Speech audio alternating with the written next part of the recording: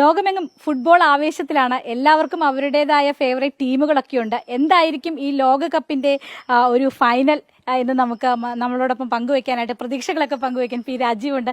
എന്താണ് ഫുട്ബോളിന്റെ ഫൈനലിന്റെ ഒരു പ്രതീക്ഷ? ഫൈനലിന്റെ ആകെ ആഗ്രഹം കറണ്ട് പോകാതെ കളി മുഴുവൻ കാണാൻ പറ്റണേ എന്നുള്ളതാണ്.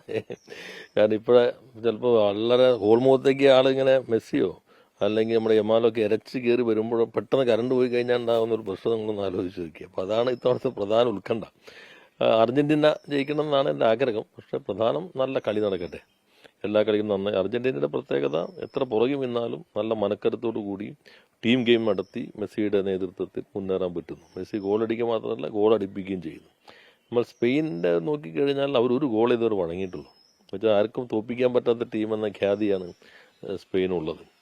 ഒരു 60-65% പൊസിഷൻ പന്ത് അവരുടെ കയ്യിലാണ്. പന്ത് കയ്യിൽ നിന്ന് എടുക്കുക പാടാണ്. കാലിൽ നിന്ന് പോയാൽ അവർ അതിവേഗം തിരിച്ചു പിടിക്കും. അവരുടെ മധ്യനിരയെ മറികടന്ന് മെസ്സിക്ക് പന്ത് കിട്ടണം. അത് കൃത്യമായിട്ട് പോയി മെസ്സി അടിച്ചാലും അല്ലെങ്കിൽ ഫെർണാണ്ടോ മാർട്ടിൻ ഇവരൊക്കെ തലവച്ചാലും കാലു തോർത്താലും അവിടെ ഗോൾ പോസ്റ്റിൽ നമ്പർ 1 ഗോളിയാണ് ഈ ലോകകപ്പിൽ. അതായത് മറികടക്കണം.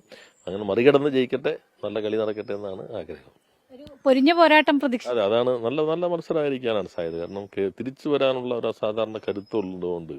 അപ്പം അതുകൊണ്ട് തന്നെ തുടക്കത്തിൽ ഒരു അലസത കാണിക്കാനും പാടില്ല. ഞങ്ങളിങ്ങനെ കയറി വരുന്നവരാണല്ലോ എന്ന് ചിന്തിച്ച പ്രശ്നമാണ്. പിന്നെ കളി എത്ര നന്നായാലും ഗോളടിക്കലാണ് പ്രധാനം. ഞങ്ങൾ നന്നായി ഭരിച്ചിട്ട് കയറുണ്ടോ, വോട്ട് കിട്ടണ്ടേ? അതുപോലെ തന്നെയാണ് കളിയിലുമുള്ള കാര്യം എന്നുള്ളത്. അപ്പോൾ നന്നായി കളിച്ച് അർജന്റീന ജയിക്കട്ടെ.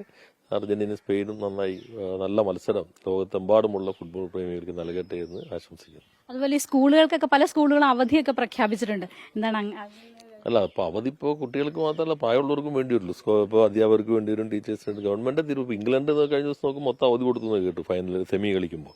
അപ്പോൾ അത് ഗവൺമെൻറ് ആലോചിക്കേണ്ട ഭാഗം. എല്ലാവർക്കും കളി കാണാനുള്ള അവസരം ഉണ്ടാക്കുക. ഇനിയിപ്പോൾ അവധിയും കൊടുത്തിട്ടിരിക്കുമ്പോൾ കറണ്ട് പോയി കഴിഞ്ഞാൽ എന്ത് ചെയ്യും? അപ്പോൾ അതാണ് പ്രധാനമായിട്ട് ഗവൺമെൻറ് ശ്രദ്ധിക്കേണ്ടത്. എന്തായാലും കരണ്ട് പോകാതെ നന്നായി സുഗമമായിട്ട് കളി കാണാൻ സാധിക്കട്ടെ എന്നാണ് പി രാജീവ് പറഞ്ഞിരിക്കുന്നത്. ക്യാമറാമാൻ CS ബൈജുവിനൊപ്പം AT അശ്വതി, അമൃത ന്യൂസ്, കൊച്ചി.